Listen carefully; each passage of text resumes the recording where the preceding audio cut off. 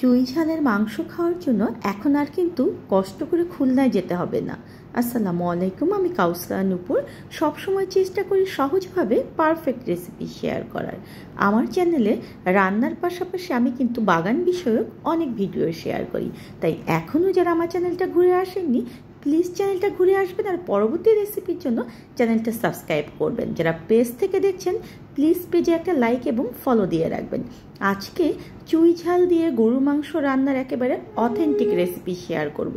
তাই প্লিজ পুরো সময়টাই আমার সঙ্গে থাকবেন, নইলে যে কোনো একটা কিছু বাদ গেলে কিন্তু আর খুঁজে পাবেন না।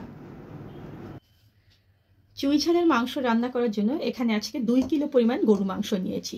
আর আমি একটু ফার্স্ট আপনাদেরকে চুই ঝালটা দেখিয়ে দেই। দেখুন যে চুই ঝালটা হচ্ছে একটা গাছের কাণ্ড।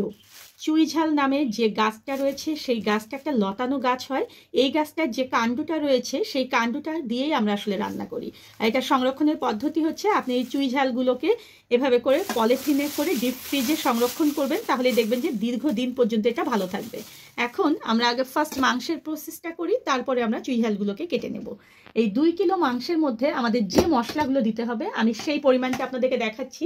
এই অনুযায়ী আপনারা মশলায় কমিয়ে বা বাড়িয়ে দেবেন যখন আপনার মাংস কম বা বেশি হবে।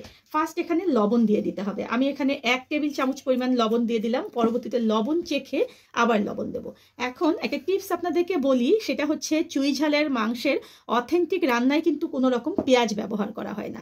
আমি এখানে 2 টেবিল চামচের একটু বেশি পরিমাণে আদা বাটা দিয়ে দিলাম, আর 4 থেকে 5টা রসুন দেখুন যে আমি এভাবে কোয়া করে নিয়েছি। যেহেতু এটা গরুর মাংস, এটা কষাতে আমাদের এই রসুনটা গলে যাবে। তারপরেও কেউ যদি মনে করেন যে এখানে রসুন বাটা ব্যবহার করবেন সেটাও করতে পারবেন। আর সেক্ষেত্রে আপনারা এখানে 3 টেবিল চামচ পরিমাণ রসুন বাটা ব্যবহার করবেন। আর এখানে দেখুন যে আমি একটু নিয়েছি দারচিনি, দেখুন যে এখানে 10 থেকে 12টা নিয়েছি ছোট এলাচ, 3টা বড় এলাচ, আর এখানে 8 থেকে 10টা লবঙ্গ নিয়েছি আস্ত অবস্থায়, এটা দিয়ে দিচ্ছি। আর শুকনো গুঁড়ো মশলা এখন ব্যবহার করব আমি একে একে। আমি এখানে টেবিল চামচ দিয়ে মেপে দেখাই। 1 টেবিল চামচ এবং হাফ টেবিল চামচ মানে 1.5 টেবিল চামচ পরিমাণ হলুদ গুঁড়ো দিয়ে দিলাম। আর শুকনো মরিচের গুঁড়োটা আমি সবসময়ই বলি যে আপনারা আপনাদের টেস্ট অনুযায়ী ঝাল ব্যবহার করবেন, তবে চুই ঝালের মাংসটা একটু স্পাইসি হয়, তাই এখানে আমি 2 টেবিল চামচ পরিমাণ শুকনো মরিচের গুঁড়ো দিলাম। আপনারা আপনাদের টেস্ট অনুযায়ী কমিয়ে বা বাড়িয়ে দেবেন। আর এখানে যেহেতু 2 কিলো মাংস, তাই এখানে আমি 2 টেবিল চামচ পরিমাণ দেখুন যে দিয়ে দিচ্ছি ধনিয়ার গুঁড়া, আর 1 টেবিল চামচ এবং হাফ টেবিল চামচ পরিমাণ দিয়ে দিলাম হচ্ছে জিরার গুঁড়া। আর আমি এখানে ব্যবহার করব হচ্ছে গরম মশলার গুঁড়া 1 টেবিল চামচ পরিমাণ। এই মোটামুটি চলে গেল কিন্তু আমার মশলা, ঠিক আছে। এখন এইটাকে আমরা ভালো মতো মাখবো, তার আগে এখানে আমরা তেল ব্যবহার করব। এখন তেলের ব্যাপারটা বলি যে আপনারা ইচ্ছে করলে এখানে সয়াবিন তেল বা সরিষার তেল যে কোনোটা দিয়েই কিন্তু রান্না করতে পারবেন।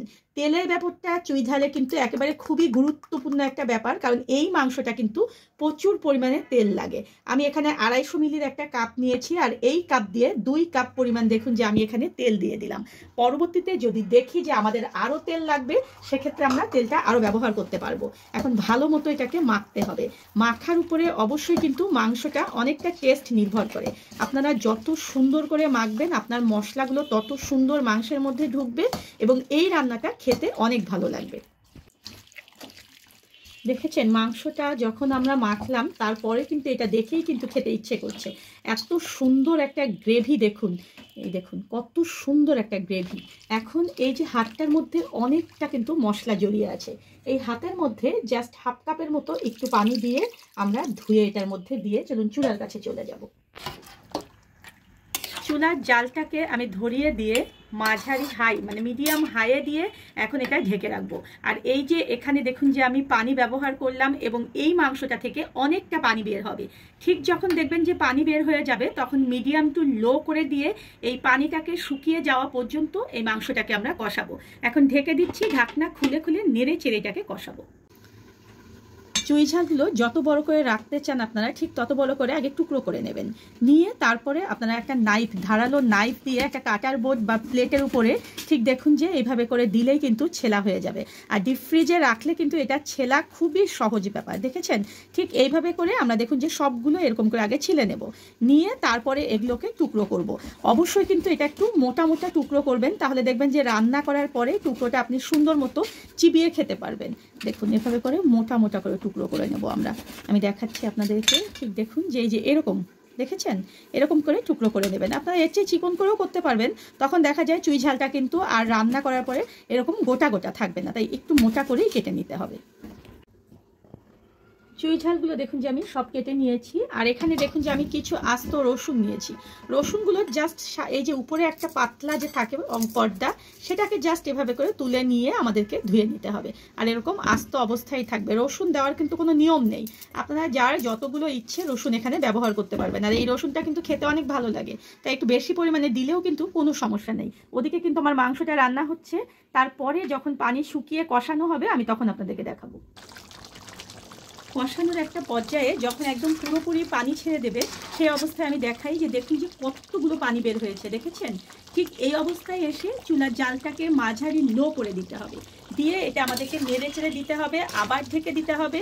দিয়ে এই যে আমাদের ঝোলগুলো বের হয়েছে, মানে পানিটা বের হয়েছে, এটা শুকানো পর্যন্ত আমাদেরকে এটা ঢেকে ঢেকে আবার নেড়ে চেড়ে কষিয়ে এই পানিটা পুরোটাই শেষ করতে হবে। দেখুন আমার একদম সুন্দর মতো মশলাটা কষানো হয়ে গেছে, মাংসটা একদম। আর এখানে কোনো রকম দেখুন যে পানি অবশিষ্ট নেই, একদম শুধুমাত্র তেল রয়েছে। এই অবস্থায় আমার মাংসটা কিন্তু মোটামুটি 70% সিদ্ধ হয়ে গিয়েছে। এখন যে কেটে রেখেছিলাম চুইগুলো, সেগুলো এখানে দিয়ে দিচ্ছি পুরোটাই। আর যে রসুনগুলো আমরা একদম সুন্দর মতো পরিষ্কার করে রেখেছিলাম, সেটা এখানে দিয়ে দিচ্ছি। আর এখানে দিয়ে দিচ্ছি আমি কিছুটা গরম পানি। অবশ্যই এই রান্নাটায় কিন্তু গরম পানি ব্যবহার করতে হবে, এখানে ঠান্ডা পানি ব্যবহার করা যাবে না। আমি 1 কাপের একটু বেশি পরিমাণ গরম পানি দিয়ে দিলাম। এখন এটাকে ভালো মতো নেড়ে চেড়ে দিতে হবে। দিয়ে ঢেকে ঢেকে এখন আমরা আবার এটাকে মাঝারি লো আঁচে কষাবো, যতক্ষণ না এই পানিটা শেষ হয়ে যায়। এই মাংসটা কিন্তু এভাবে কষিয়ে কষিয়েই রান্না করতে হয়। এখন এটাকে ঢেকে দিচ্ছি, আবার নেড়ে চেড়ে এটা ঢাকনা খুলে নেড়ে চেড়ে দেবো। এইভাবে করে পানিটা শুকানো পর্যন্ত আমরা কষাবো। যে পানিটা দিয়েছিলাম দেখুন যে কষাতে কষাতে সেই পানিটাও কিন্তু আমার পুরো সিদ্ধ হয়ে গিয়েছে। মাংসগুলো কিন্তু আমার প্রায় 90%-এর মতো সিদ্ধ হয়ে গিয়েছে। ঠিক এই অবস্থায় আমি একটু আজকে ঝোল ঝোল রাখবো। আর এই যে রসুনটা দিয়েছি, আবার 10% মাংস যে আমার সিদ্ধ হয়নি, সেই কারণে আমি আবার কিছুটা দেখুন যে গরম পানি এখানে ব্যবহার করলাম। পুরো রান্নাটায় যদি আপনারা পানি ব্যবহার করেন তাহলে কিন্তু অবশ্যই গরম পানি ব্যবহার করতে হবে, এটা মাথায় রাখবেন। এখন মাংসটা পুরোপুরি শেষের দিকে, ঠিক এই সময়ে এসে আমি এখানে 1 চা চামচ পরিমাণ দিয়ে দেবো হচ্ছে সাদা এলাচের গুঁড়ো। এটা আপনারা যে কোনো শপিং মলে কিন্তু কিনতে পাবেন। আমি 1 চা চামচের মতো দিয়ে দিলাম। আর 1 চা চামচ পরিমাণ আমি এখানে দিয়ে দেবো দারচিনির গুঁড়ো। আর দারচিনির গুঁড়োটা যখন দেওয়া হয় তখন কিন্তু তরকারির কালারটা অনেকটা কালচে হয়ে যায়। এখন দেখুন যে এটাকে আমি নেড়ে চেড়ে দিয়ে একেবারে ধিমা আঁচে আমি এটাকে রেখে দেবো হচ্ছে 8 থেকে 10 মিনিট। তাহলেই দেখবেন যে আমার মাংসটা একদম সিদ্ধ হয়ে যাবে, আবার রসুনগুলোও সিদ্ধ হয়ে যাবে।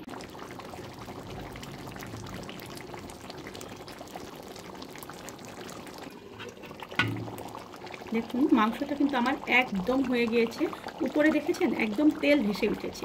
এই অবস্থায় মাংসটা আমরা একদম বন্ধ করে দেব, দিয়ে এটা আমরা গরম ভাতের সঙ্গে পরিবেশন করব।